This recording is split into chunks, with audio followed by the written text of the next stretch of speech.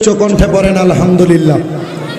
ইবনে মাজাহ শরীফের 303 নম্বর পৃষ্ঠার একটা হাদিস, আন আনাস রাদিয়াল্লাহু তাআলা আনহু قال قال رسول الله صلى الله عليه وسلم الا انبئكم بخياركم قالوا بلى يا رسول الله قال خياركم الذين اذا رؤوا ذكر الله عز وجل। জবান খুলে জোরে পড়ি সুবহানাল্লাহ।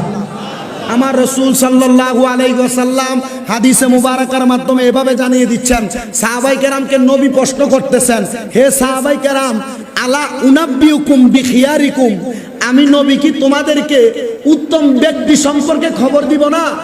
সাহাবায়ে কেরাম বলে, ক্বালু বালা ইয়া রাসূলুল্লাহ, হ্যাঁ আপনি আমাদেরকে উত্তম ব্যক্তি সম্পর্কে খবর দেন। নবীজি বলছেন, ক্বালা খিয়ারিকুমুল্লাযিনা ইজা রুউ যুকিরাল্লাহু আযজা ওয়া জাল্লা, যাদের চেহারার দিকে তাকাইলে আল্লাহর কথা মনে হয় এরা হচ্ছে উত্তম ব্যক্তি।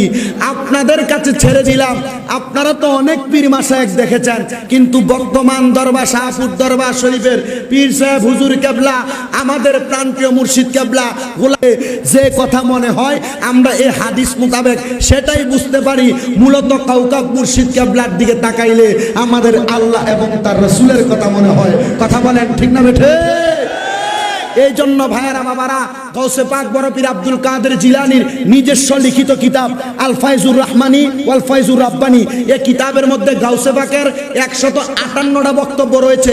তার মধ্যে 151 নম্বর বক্তব্যের মধ্যে গাউসে পাক বড় পীর আব্দুল কাদের জিলানী বলতেছেন, ও দুনিয়ার মানুষ তোমরা শুনে নাও, আমি গাউসে পাক আব্দুল কাদের জিলানী এই জগৎ সংসারের কোনো কিছু চিন্তাম না, যদি আমার বাবা যান হযরতে আবু সালেহ মুসা জঙ্গির কদম মুবারকের ডান পায়ের বিদ্যাঙ্গুলির দিকে আমি না তাকাইতাম। ও গাউসে পাক আব্দুল কাদের জিলানী, আপনি আপনার বাবা জানের ডান পায়ের বিদ্যাঙ্গুলির দিকে তাকাইয়া কিভাবে শরীয়ত শিখলেন, কিভাবে তরিকত শিখলেন, কিভাবে মারিফত শিখলেন? উনি বলে, আমি একদিন রাত্রবেলা দেখলাম আমার বাবা আবু সালেহ জঙ্গি মুসা উনি তাহাজ্জুদের নামাজ পড়তেছেন, আল্লাহর কাছে কান্না করতেছেন, ও আল্লাহ আমার আব্দুল কাদেরকে এমন একজন হক্কানি ওলি বানিয়ে দেন। ও গাউসে পাক, আপনি দুনিয়াতে আসার আগেই তো আপনার বাবা চলে গেছে, আপনি আপনার বাবাকে কিভাবে দেখতে পাইলেন? উনি বলে, আমি যখন আমার মায়ের গর্ভে ছিলাম আমার বাবা তাহাজ্জুদ পড়তো বসে, আমার মা জননী আমার বাবার চেহারার দিকে তাকাইতেন। খোদা কি কসম, আমি গাউসে পাক আমার মায়ের গর্ভ থেকে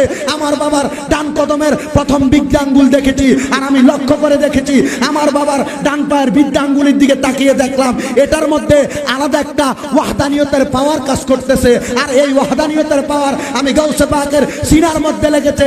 বলে, কেন লেগেছে? বলে, আমি গাউসে পাক আব্দুল কাদের জিলানীর বাবা দুনিয়া থেকে চলে যেতে পারে, আমার মা জননী আমার বাবার তাসির দ্বারা আমি গাউসে পাককে দুনিয়ার জমিনে মানুষ করেছে। আমরাও বলতে পারি, বাগদাদি বাবাকে যারা মানে এখানে সাইনবোর্ড লাগিয়েছেন মাজিউন নবীর ব্যাপারে, মিলাদুন নবী মানবো, মাজিউন নবী মানবো না। আমরা বলবো, বাগদাদি বাবা মাজিউন নবী বলেছেন, মাজিউন নবী শুভাগমন বলেছেন, বাগদাদি বাবার প্রতিচ্ছবি গাউসে পাকের বাবার মতো আমরা কাউকাব বাবার মাঝে দেখি। হাত তুলে দেখা দেন ঠিক না বেঠে?